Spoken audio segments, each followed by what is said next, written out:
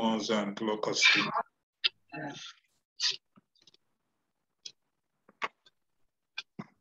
I will just share the screen.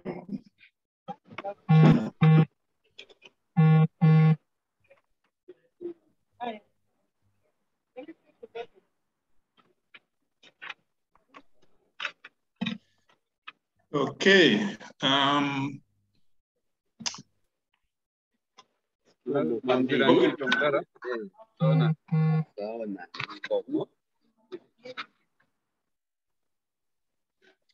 I'm getting feedback. Is it okay I start now?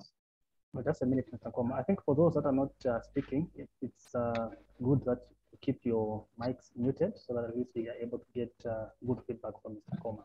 Thank you. I think you can proceed, Mr. Koma. Thank you. I'll speak today briefly on this issue of GMOs and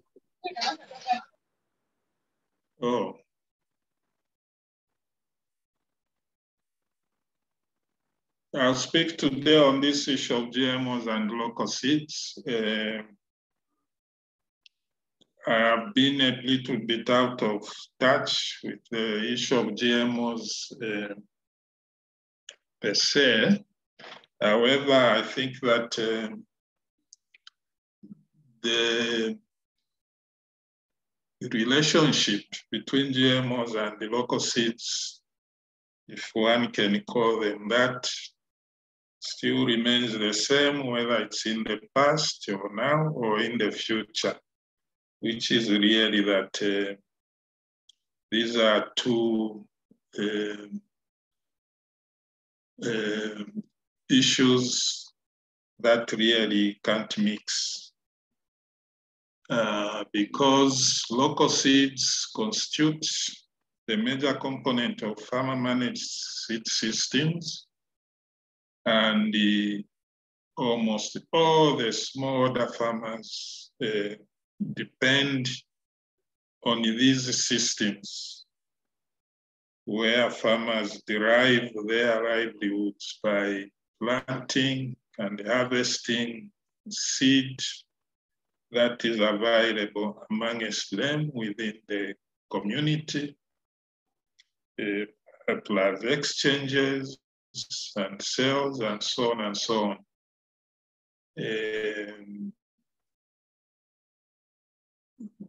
These farmer-managed seed systems include not just the local varieties, they include the weedy plants, which are not necessarily planted, but which produce seeds that are part of that system. They also include the wild relatives of many of the crops that these communities are growing, because there is always continuous exchanges of germplasm between these and the cultivated crop varieties. These systems also go on to include even other wild plants for which these communities simply harvest for various uses. In these systems, there is continued interchange of genes between different varieties and all the other plants that happen to be in the community. Even when some farmers utilize commercial seed for sales, as is common, many farmers might plant some bit of commercial seed where they purchase seed. They still depend on their local seed for food and nutrition security. And in many cases, some of these commercial seeds are treated as part of the their seed system. So when you look at this mix of these things, you know that introducing GMOs in this system will disrupt the whole thing. Because, like I said, in these systems, there is continuous interchanges of genes between anything that happens to be growing in these systems. Now, at the moment, the status with regard to GMOs is that there are no commercialized GM crops in the country. I put a question mark in brackets because, like I said, I could be, I might not be very well updated. I know that our colleagues in the cotton industry have been trying to bring in GM cotton. But as far as I know and understand, we do not yet have any GM crops.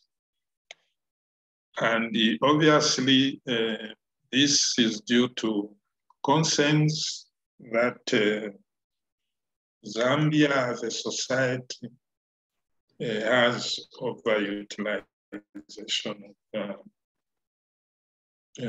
GM crops. The protection systems that accrue to GM crop tend to be even more restrictive than even our current IPRs that are there through the plant breeding rights. Because for the GM, the protection is for the gene. It's not necessarily for the variety, meaning that the owners of the GM may want to seek benefit even when the gene goes where it was not intended to. So these are some of the concerns that made it so far difficult to embrace GMOs. Also, we know that the most likely GMO varieties are those that will come and function only in association with specific chemicals. So that when you introduce the GM crop, GMO variety, you also see an increase in use of accompanying chemicals.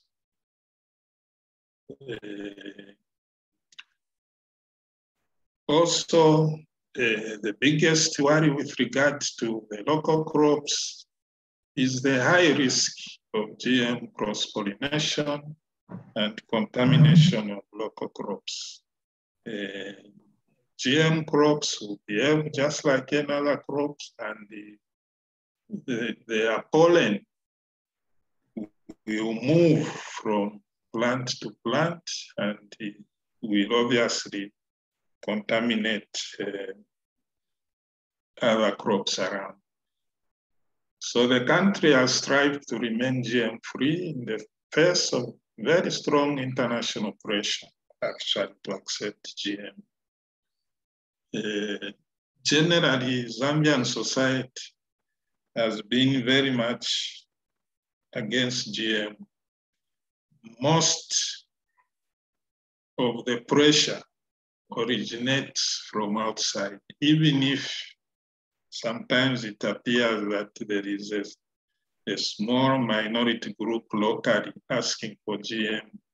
It's to achieve the connection that they have with external influences. Now, potential risks for the environment, unintended effects on non-target organisms, ecosystems, and biodiversity. People talk of controlled, release of GMOs.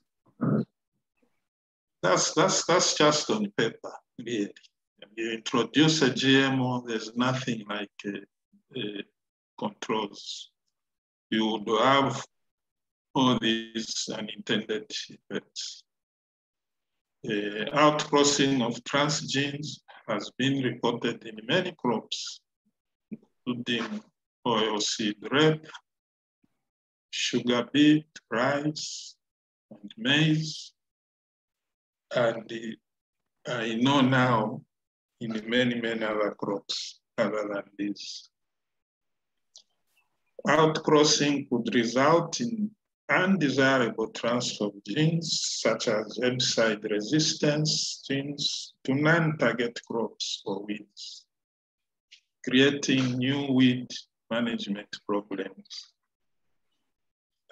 As you may know, many of you, the most common GMO is the one that intends to be used for weed control, where the GMO is resistant to herbicide, but of course that trait can easily cross over to other crops and create new unintended problems.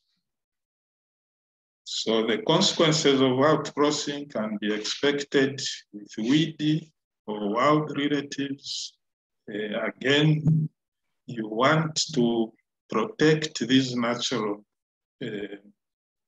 vegetations from those kinds of things, because these wild relatives are the ones that ensure that the crops that we cultivate can continue to be receiving useful genes, not necessarily done by any human beings, but simply by the fact that they are related. They help to ensure that the crop, evolves as climate is changing, as the environment is changing. Now, as I've said before, the intellectual property rights are a very important part of the GMOs. The main reason behind the pressure to increase GMOs, to introduce GMOs, is never even about production. It's more about the intellectual property rights. It's more about benefits that would accrue to the owners of the GMOs. Because ownership of the GMO is at a genetic level, meaning that if it crosses into a local variety, the GMO owner may still seek royalties. And this may sound funny or outrageous. It's a possibility. We had an example of this many years ago when the GMOs were just being introduced, when a farmer, I think it was in Canada, was sued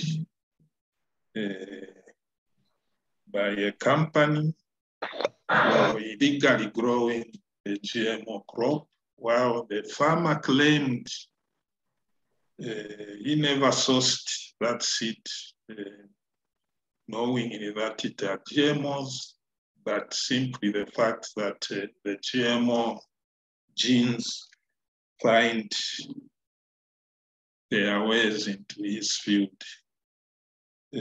So because the protection system for GMOs is for the genes, this could happen. Transgenic pollen is a major source of transgenic contamination too, because the pollen will mix the same way normal pollen mixes. Hence, there can be no coexistence of transgenic and non-transgenic crops. Nothing. There's nothing like we are introducing GMOs only in this one field and not in the other. There's nothing like that. Not even in one part of the country and not the other. There's nothing like that. It's either we have it or we don't have it. Now, the farmer-managed seed systems are based on common ownership and free exchange of materials, as well as cultivation of a diverse number of crop species and varieties. Obviously, GM crops would not fit in this mix because GM cannot even be, from the point of IPRs, allow that levels of exchange which happen in farmer-managed seed systems. GM crops are developed for high chemical input agriculture, utilizing fertilizers, herbicides, and pesticides. Contrary to farmer-managed systems that is organic agriculture oriented. In fact, the use of GMOs sometimes is intended to push up sales for these chemicals, sometimes more than anything else. This is precisely why the original companies that introduced GMOs were not chemical companies, but they saw the potential of increased sales of these chemicals. And now you find that the companies that promote GMOs, they produce GMOs, they also produce the pesticides because the two go together, especially the herbicides and also even the fertilizers. Now, the excessive control of GM crops through strong intellectual properties. Control also through technologies that will stop seeds germinating or specific traits being activated without a purchased input. So the whole issue about GMOs is about control and ownership. And there's been many attempts in the past, not just to strengthen this control through the IPRs, but even to attempt to have that control using technologies. An attempt was done in the past to introduce these germinator technologies as they became commonly known, which will make a seed fail to germinate or maybe flower or maybe express the desired traits unless the buyer of the seed also buys an accompanying chemical or substance to activate that. So these types of controls can negatively impact local seed when the GMO gets transmitted to local seed. I don't recall the fate of these terminator technologies, but I would not be surprised if they were, it was determined that they would be illegal because the danger to the wider plant community would have been devastating, where somebody has to make a decision whether a seed germinates or not. Now, small-scale farmers may easily be caught up in complex legal battles over use of GMO seed. The example I talked about, the farmer who was sued many years ago in Canada, we all know who won the legal battle. Of course, the legal fights depend a lot also on the money, and no farmer, especially the small-scale farmer, can ever succeed in the legal battle. So, like they say, prevention is better than cure. So farmers would be prevented from reusing or sharing their own local seed on the accusation that it's carrying GM genes, even though that was through contamination. And the burden of proof would be on the farmer. Now, GMO has thrived a lot on how the narrative is made. It's a lot of sweet talking and rather convincing way of justifying it. In the year 2000, the Swiss scientists genetically modified rice, adding a bacterial gene and 2 genes from the daffodil. The daffodil, this is a flower plant, to add vitamin A to rice. He called this invention golden rice, and when Bill Gates heard of it, as we have come to know now, he offered many millions of dollars to expand his work, to add the vitamins A and E, plus iron, zinc, and as he and those who are promoting this technology believed, so that they can improve protein for third world staple crops like bananas, cassava, rice, and sorghum. Other scientists, of course, have worked on sending GM seeds. It has vaccines into a number of crops. And the narrative is that so that the poor African child can be vaccinated without the need for injection, simply by consuming these GM products. So there are many such narratives which were intended, especially in the early years, to try and sugarcoat the GM technology.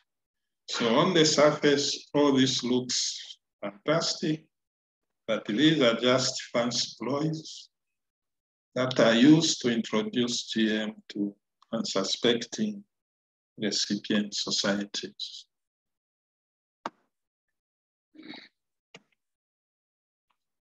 There are even more outrageous things that have been said. I'm quoting what a certain professor said. We all know we should eat more fish oil for our health, but fish stocks are depleting, says Professor Ian Groot of Rotham State Research Center. The benefit of fish oil comes from the concentration in the fish's liver. The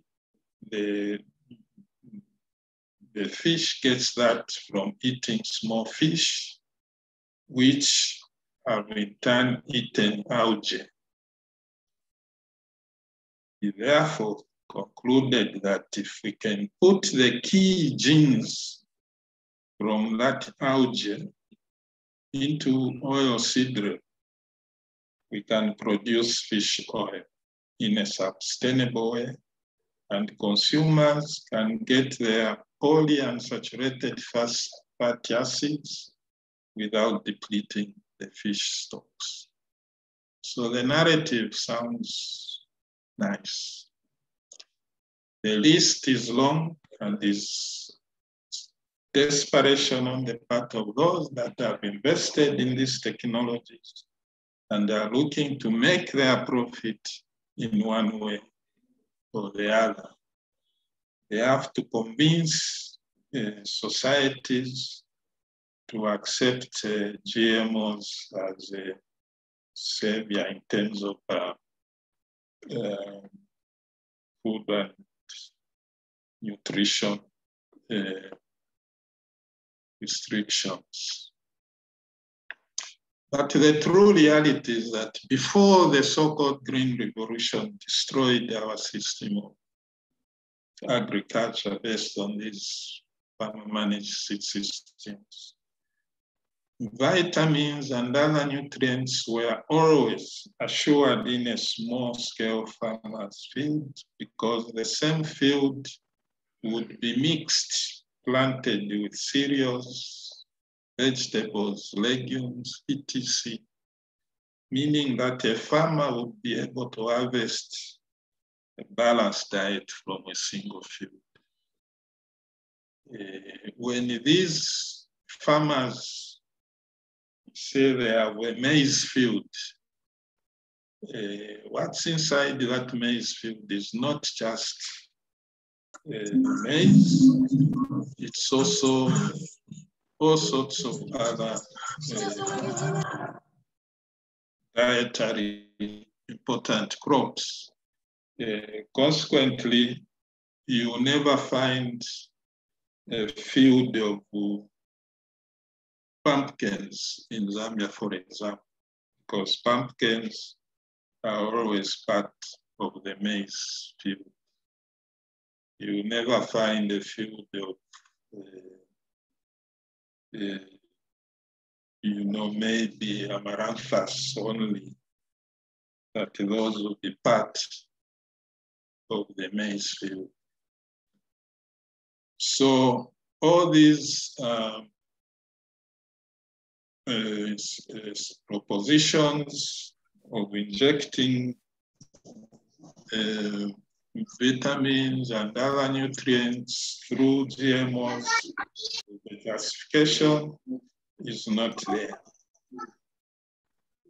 Now, this practice of crop production is still sustaining the smallholder farmer base.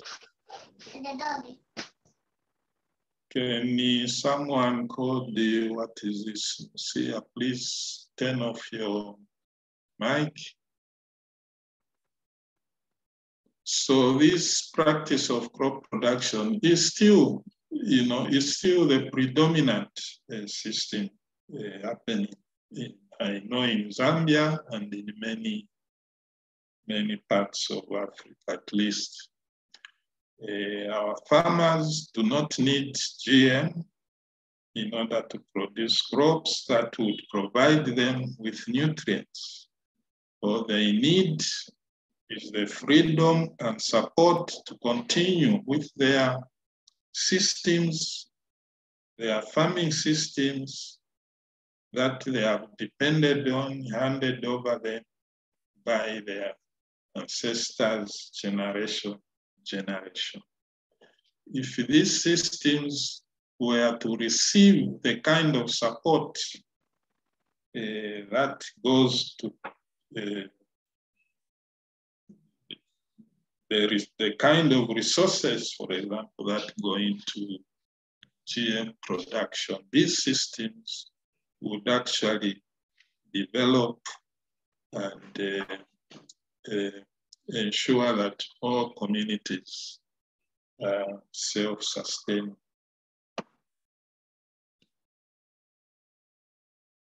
Now, unfortunately, the push for GMOs comes sometimes in an indirect way, but very much deliberate. In the last few years, probably 4 or 5 years now, there's been a lot of promotion of use of herbicide on farmers, leading to a loss of the many crops that are traditionally cultivated together with maize, for example. Because when you use herbicides, it's a trade-off. Your field is no longer a field of maize, pumpkin, amaranthus, tindingoma, and all those things. It's just maize alone. So when you promote use of the herbicides, you reduce the number of crops and therefore reduce the possibility of some of the sources of vitamins and minerals and other requirements.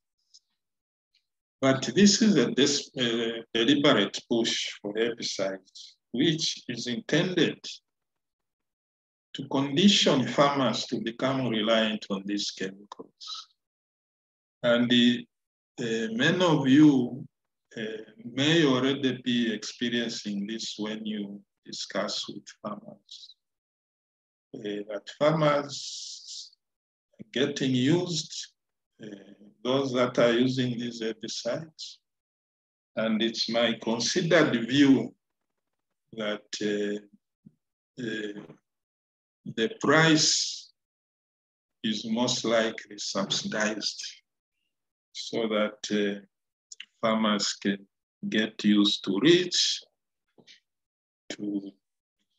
until they reach a point of no return, just like what has happened to fertilizers, where now every year in, year out, farmers claim, how can we produce maize when fertilizer is coming late? They are forgetting that it's not long ago that they produced that same maize without any fertilizers. So it is possible to reach that point with herbicides where farmers will say, but what do I do with the weeds? So that conditioning is deliberate, it's paving the way for future GMO entry. Because often the maize crop gets burnt by the Roundup herbicide when farmers delay to spray till the maize has germinated.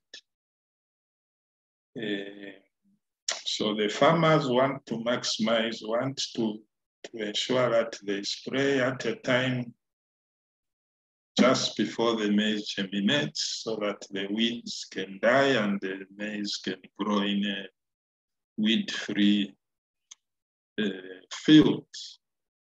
But sometimes they miss that opportunity, and by the time they are ready to spray, the maize has germinated and they take a chance, they end up burning the crop. This short window for spraying is becoming a frustration for these farmers that have adopted this Roundup herbicide, especially. Meaning that at some point, the solution may very well be the introduction of Roundup-resistant GMO maize. When this happens, it will appear as if the demand for the GMO will be perceived to have come from the farmers themselves. Under those circumstances, GMO maize will be seen by farmers as a solution to their wheat problem. So the people that are pushing for this Roundup know what they are doing. They are laying the ground for GMO introduction.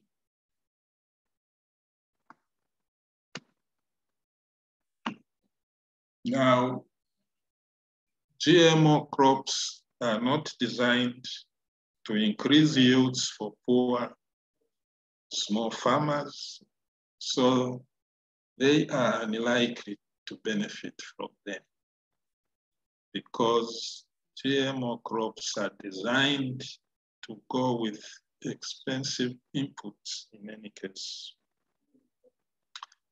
Because the true root cause of hunger is inequality, any method of boosting food production that deepens inequality is bound to fail to reduce this hunger. So the widespread adoption of GM crops would exacerbate the underlying cause of food insecurity. Moreover, introducing GMOs in the farm-managed seed systems would damage this practice and wipe out the very diversity that maintains this system. These two are not compatible. Thank you very much.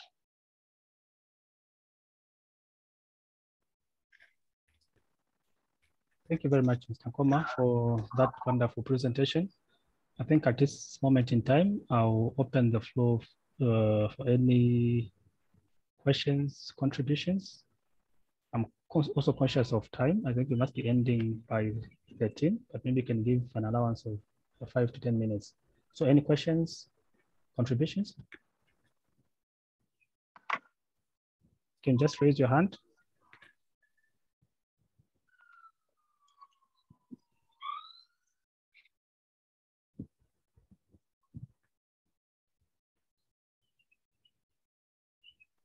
Anyone who wants to speak?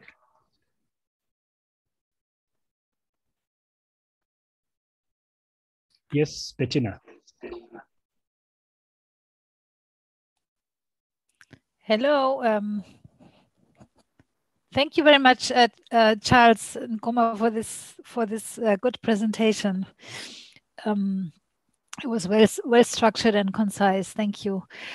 I would be interested to hear your opinion on the new government policies on GMO.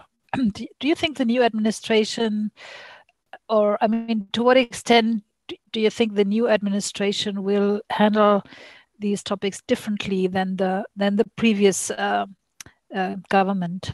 Thank you. Okay, thank you.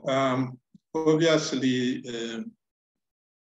one can never know, especially when it's too early. However, considering the fact that the new government has embraced aspects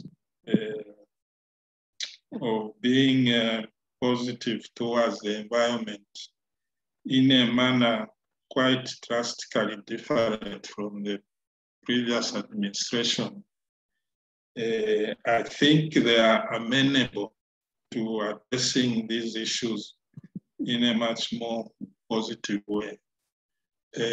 I think where we are, I am pretty sure that they probably require a lot of input from civil society, from well-meaning Zambians on how best to address the issue of GMOs. I think beyond saying that, one can only say that because they have taken the approach of, I think, listening to everybody, there is that opportunity that there might be some improvement. Thank you very much, Mr. Nkoma. I see a hand from Mr. Noah Chongo. Over to you. I think thank you, Mr. Nkoma, for a wonderful presentation. I hope you can share it so that you can also share it within our network, the membership network. But I think when we are going through, I think something which was burning in my mind that here we have the new Dawn government. We've read about their pronouncements, very good pronouncements, but I think the new Dawn government, with differentiating from the previous government, I think they are Western, USA approach. Sorry to mention that I think they are pro-Western approach. But now the question is, how do we package ourselves so that we come up with a very, very strong advocacy that will address, will make sure that their aspirations, their intentions come to fruition? Because I think within the cabinet, within the policymakers, there will be a balance of opinions on GMOs. And this is the fact we should not forget that Hakainde Hichilema is not, he cannot work alone. He's working with other think tanks within his cabinet. So I think we need to strategize ourselves that we need to meet head on to address the imbalance that may actually evolve within the new Dawn government, so that we don't see the new Dawn government going for the GMO because of the policymakers, the advisors, they've spoken more positively about the GMO. I think we need to quickly strategizing ourselves so that we address this unforeseen imbalance towards promoting GMOs. I think that's my comment. I think I agree with you there. And this is why I said that actually it's imperative upon civil society, especially, because what happens is that in general terms, the government may look positive, but they may not be familiar with the details. And that is where I think there is need for input to assist them. I'm sure other colleagues have already started taking some steps towards,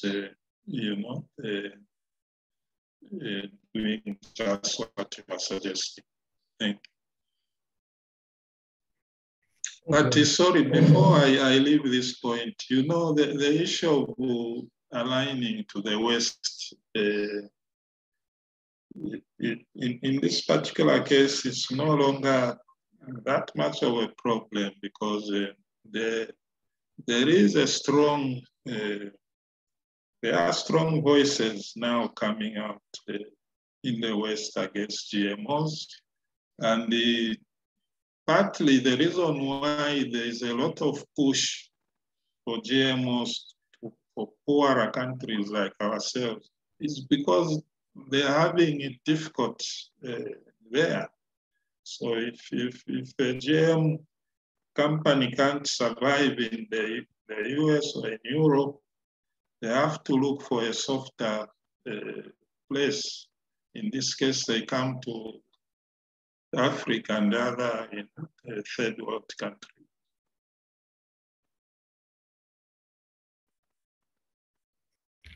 Thank you very much, Mr. Nkoma. May I allow Diana to also speak? I think I saw your hand raised. Diana? Thank you, Omali. That was a wonderful presentation from Mr. Nkoma. However, I've got a question. We're working with farmers, but if these GMOs were to be introduced on the market, how then do the farmers differentiate a GMO crop seed variety from a hybrid to a local crop variety? Yeah. Well, like I said, there's actually no room for having both, systems. If you introduce GMO, there's nothing like one farmer chooses to grow GMO and the other doesn't. I mean, the whole system gets contaminated. So really, there's actually no protection that will be in place on the basis that individual farmers will be able to choose between a GMO and non-GMO. Once one farmer in a community gets GMO, that's it, they all have GMOs. Because you see, you will not differentiate by looking at a handful of seeds. There's no difference. A GMO variety will be, in fact, the GMO genes will be inserted in the usual hybrid maize, for example. So there is no way of knowing other than labeling. Without that, absolutely no way. But there is no way also of saying we can have both and leave it up to individuals to choose what they want. Okay, thank you very much, Mr. Nkoma. I'm still seeing Mr. Chongo's hand up. Do you have some further questions or additions? No, Mr. Omali, I think I'm done. Okay, thank you very much. Mchinta, I see your hand. Thank you, Omali. Thank you so much, Mr. Nkoma, for coming and for that wonderful presentation. I'd just like to add that this push for GMOs is not something that is new. It has a very long history of it in Zambia. First, it was maize that was offered, that was already grown, which Mwanawasa refused. I think that was 2008. And now with so many other interests coming in, there's been push, and it's not a direct one. So it's indirect. It's the different policies and these international conventions that Zambia has to sign up to, that Zambia has to join, like UPO of 91, that will eventually bring the GMOs. So it's not a direct push, and that is why as civil society organizations, we need to be very alert about what our country is being signed up to. So currently, Zambia has signed a memorandum of understanding with AGRA, the Alliance for the Green Revolution in Africa. And we know that now they are using AGRA actually to try and bring GMOs to African countries. So we need to be very alert, but we also need to understand why we need to push back. And this is why this series is running, so that we get people to understand why we are saying no to the GMOs. Mr. Nkoma's presentation, I think, has presented very wide and concrete reasons why we need to say no. Thank you. All right. Thank you very much, Mchinta. That is appreciated. Thank you for the contribution. I don't know whether there's any other hand. I think we just give an opportunity to one person before we close. I know people must be very hungry and looking for their lunch. So we need not delay. Yes, Mr. Joseph. Thank you very much. Thank you very much. Thank you, Mr. Nkoma, for that wonderful presentation. It has really been quite comprehensive. It has been an eye-opener for me.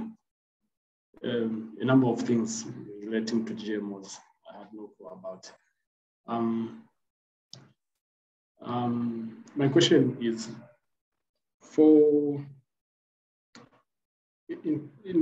in a situation where someone who's advocating for instance, you meet someone who's advocating for GMOs, and they give you a scenario like there are institutions like Harvest Plus who promote these nutrient-dense crops.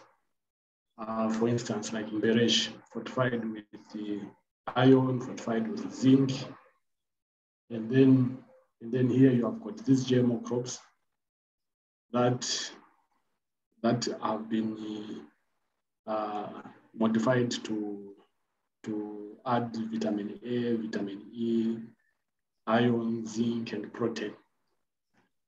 How would you say that even if there was transgenetic movement, even if that gene was moved from the GMO into a local variety, like maybe some local cassava variety, that would in a way improve that local variety? How would you say that is a bad thing? Thank you.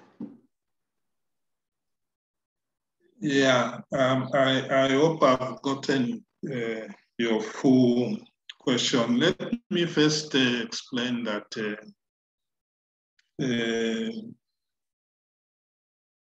sometimes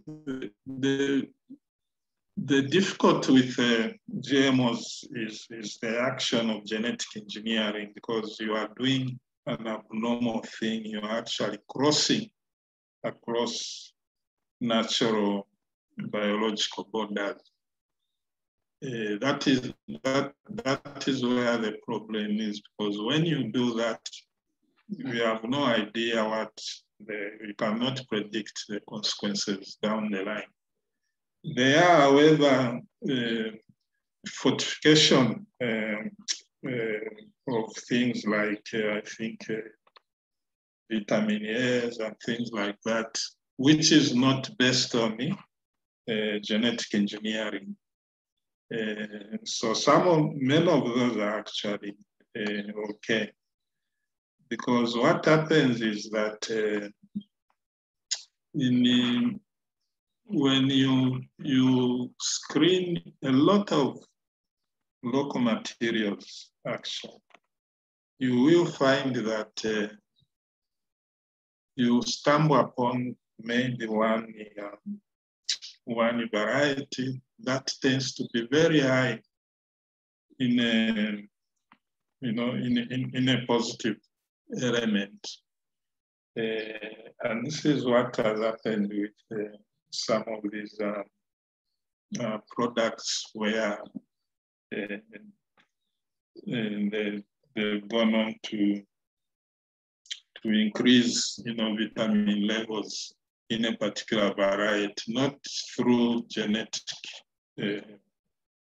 engineering manipulation, but simply by conventional methods of building up on those elements from existing elements in the community. For example, recently, I think there's been talk of, I think in Eastern Province, that farmers stumbled upon a maize variety with very high oil, so that you can actually use maize to produce cooking oil. that's just nature that maize as a crop, any maize will give you oil, but most maize will give you very little oil, which is of no commercial value in terms of quantities. But if you check and test a very wide number of maize varieties, you get these fluctuations where some of these can be found. And for me, many of these sources actually are available within our crops, that there is no need actually to go the route of genetic engineering to like I gave in that example where the gene is coming from an animal or a non-plant material into a plant. I'm not sure I got the last part of your question. I think you've answered it. Thank you. Okay, thank you very much, Mr. Nkoma, and thank you everyone for those contributions and questions that you've asked. I think looking at time, we've come to the end of our program today, but let me just give our national coordinator time to give concluding remarks. Mutinta, over to you. Thank you so much, Omali. And thank you everybody that has tuned in today to participate in the webinar. This is a series that we have started and we hope to continue, and we'll always communicate. If you are not on our mailing list, please drop your email address in the chat box. I would like to thank Mr. Nkoma, thank you, Omali, and just to let you know that this program is sponsored by Bread for the World, who are one of our partners at ZAB. So we thank you so much, and we hope that these are the kind of things that we are taking out there as we learn every week. Thank you so much. Thank you. Thank you. All right, bye. Bye. Thank you so Mutinta. Thank you, bye. Bye. Oh, the dinner. Hi, Mutinta. Hi, how are you? Good format. Is this the first time you're doing this? Fantastic Oh, presentation. this is the fifth one. The fifth one. Okay. Okay. Good. Yeah. I will see. And is it like once a month or? Twice a month. Twice a month. Okay. Yes. So you'll put it on your website? We have put it on the Facebook page. On Facebook. Okay. So we can actually include you on the mailing list. Yes, please do that. Thank you. Yes. All right. Thank you so much for joining us today. Okay. Thanks for having me. Have a good weekend. Bye-bye. You too. Thank you. Bye. Thank you, Mr. Nkoma. Bye.